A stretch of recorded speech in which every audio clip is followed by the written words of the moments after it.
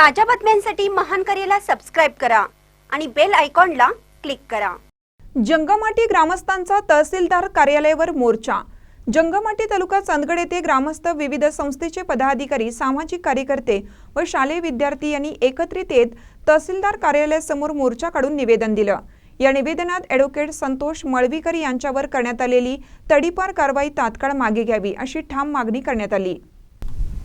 ग्रामस्थांनी दिलेल्या निवेदनात नमूद करण्यात आलं आहे की गेली 20 वर्षापासून ॲडव्होकेट मळवीकर यांनी जनहिताचे अनेक प्रश्न निर्भीडपणे मांडले आहेत। दौलत सहकारी साखर कारखाना सुरू करण्यासाठी दिलेलं नेतृत्व, तालुक्यातील विनाशकारी AVH प्रकल्पाला केलेला विरोध, दिल्लीतील लोकपाल आंदोलनात सहभाग, ST कामगारांच्या हक्कासाठी केलेला लढा, इंडियन गॅस व दूध दरवाढी विरोधातील आंदोलन, तिलारी घाट संवर्धनासाठीची भूमिका तसेच विद्यार्थ्यांवरील अन्यायाविरुद्ध ठाम उभे राहणे या त्यांच्या कार्याची उदाहरणे आहेत। मळवीकरांवर दाखल झालेले गुन्हे हे समाज हितासाठी लढताना घडले आहेत। त्यात वैयक्तिक स्वार्थ वा गंभीर गुन्ह्यांचा सहभाग नाही।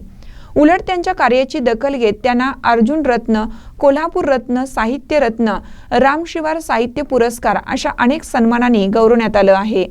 ते नांदवडे ग्रामपंचायतीचे माजी सरपंच आणि बार असोसिएशनचे चंदगडचे माजी अध्यक्ष देखील राहिले आहेत।